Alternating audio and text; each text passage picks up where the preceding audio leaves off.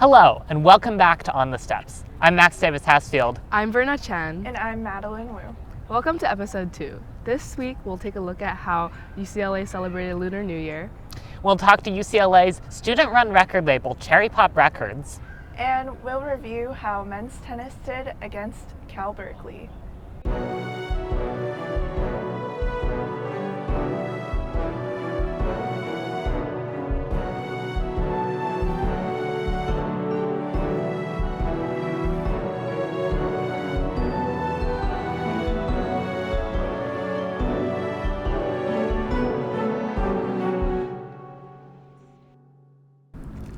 We've got some good news to start the show off this week. Both the Palisades and the Eaton fires are finally 100% contained. Yes, finally. I'm so glad that it actually rained. Yeah, for sure. Now that things are back to normal, campus organizations can resume their activities. This past Friday, the Association of Chinese Americans hosted a celebration for the Lunar New Year. Yeah, the Daily Bruin's Megan Hoang was on the ground and has the story.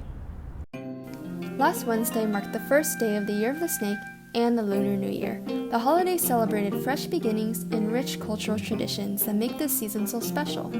Each year, the Association of Chinese Americans, or ACA, hosts the biggest Lunar New Year festival on campus. From first-year students to seniors, the event invited the entire UCLA community to celebrate. Several booths were set up with activities from origami and calligraphy to writing letters and creating red envelopes. Then the performances took center stage. The night began with traditional instrumental music from the Chinese Musical Ensemble, followed by traditional dance performances from the Chinese Cultural Dance Club, bringing stories to life through their movements.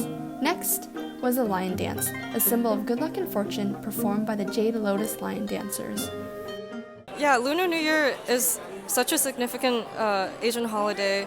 I know that last year, as a general member in ACA, I felt somewhat alienated because it was the first year that I was spending Lunar New Year away from my family.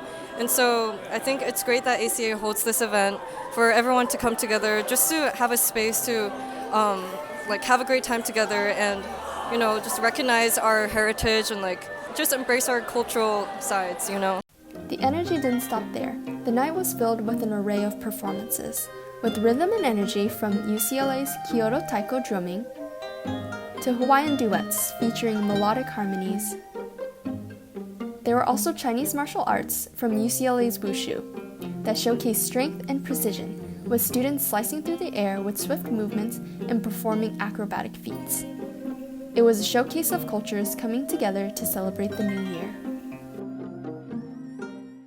Because I'm part of both CCDC and UCLA Wushu, it's cool to show off what I've been working on for the past few months since it kind of goes on behind the scenes. So being able to put on a big show like this is very exhilarating. As the night wound down, attendees took home their red envelopes, a classic Lunar New Year tradition filled with blessings and a little extra pocket change. The envelopes were a nostalgic reminder of celebrations and traditions for many students at the event, and a lot of students have been thinking about just what to spend theirs on.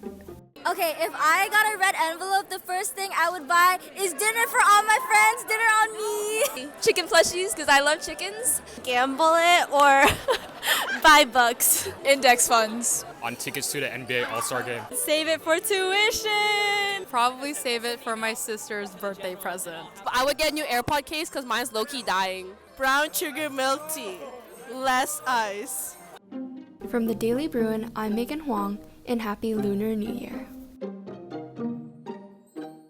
UCLA has so many talented musicians. Yeah. Yeah, for sure. Did you know that UCLA has its own student-run record label? It's called Cherry Pop. I know, it's so cool. It gives students the chance to really see what the music industry is like, practice producing, and get their work out there. Daily Bruin's Amara Patel talked to members of the club to see what it's all about. Cherry Pop Records is a fully functioning independent record label. So we are a community and a club, but we are also a business.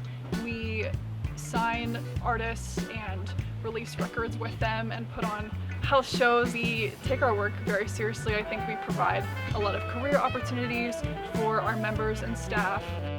We provide our artists with all of the same sort of resources that they would be getting at any independent record label that was not a student organization.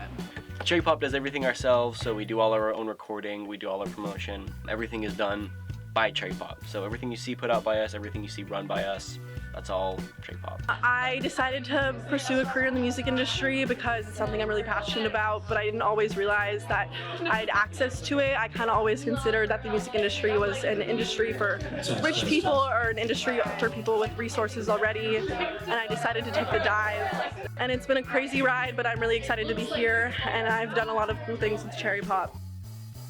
Cherry Pop, I think especially for me, it gave me an outlet to like explore like the world of like concert photography. Like I'm from Boston, we don't have a scene, so I feel like coming to LA from there and having the opportunity to do all these photo stuff, make all these edits, it's just like, it's fulfilling my little heart. I have always wanted to work at a record label. When I came to UCLA studying music industry, I just really wanted to learn more about the recorded music industry and side of things. I had a special interest in business and legal affairs and helped draft our recording agreement that we then used to bring on our first artists. I think just Cherry Pop has been such a great community here at UCLA of music industry majors and also people outside of the music industry major who just love music and really have a strong interest to pursue being in the industry in their career. I joined Cherry Pop because I wanted to experience what it would be like in the industry as an artist. I thought it'd be a really cool experience to learn how it all works before jumping into the real world. I think the biggest takeaway for me so far is kind of diving into a lot of the legal stuff and like contracts and agreements. I felt like I was very uneducated beforehand, and I'm kind of working through how it all works and like learning along the way, which is really cool. It's great work and it's super fun to work with artists. I find it to be extremely rewarding to help some of the most creative and driven people I've ever met help their recording projects and ideas come to life.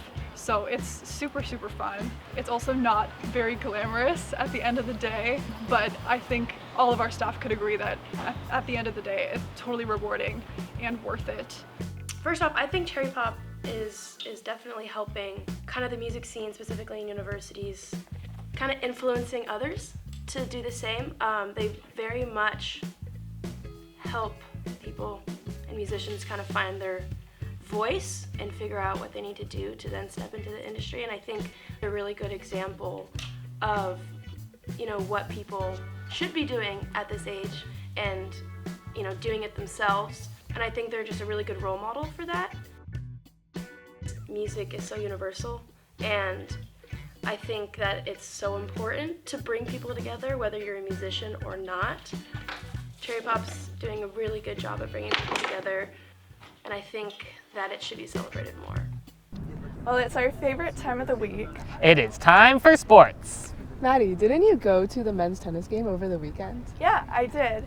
Men's tennis took on our neighbors to the north, Cal Berkeley, in a battle between the Bruins and the Bears. Let's see how it went. I'm here at the men's tennis match against UC Berkeley, and the games are just starting. The event started with 3 doubles matches. On court 1, it was a close game with UCLA and Cal winning alternating sets until UCLA won 2 in a row, bringing the final score to 6-4 in UCLA's favor.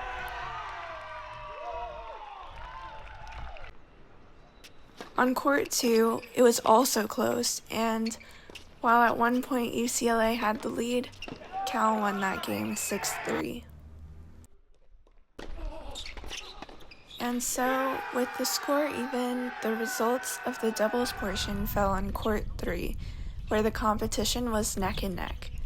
By the time the score reached 6-6, the players of the other 2 courts had finished their games and stood by cheering. The tiebreaker was a close game, but it was Cal who won it, winning that game and the doubles point with it. UCLA still has a chance because there are 6 more singles matches. In these matches, UCLA came out strong, and though there was powerful opposition from Berkeley, UCLA had the momentum. But as both UCLA and Cal claimed 2 of the singles matches each, the last 2 games would decide which school would defeat the other. At this point, UCLA would need to claim both of the matches to win, while Cal only needed to claim 1. The suspense rose as both of these last 2 games went to 3rd sets, but the competition ended when Cal won one of the games, reaching 4 points in the best-of-7 game day. All of the players who came out today, whether Bruin or Bear, left everything on the court, but in the end, it was Cal Berkeley who left with the victory. But this isn't the end of the Bruins season, so until next time, I'm Madeline Wu for the Daily Bruin. Well, that is our show for today. Thank you for watching, and we'll see you next week.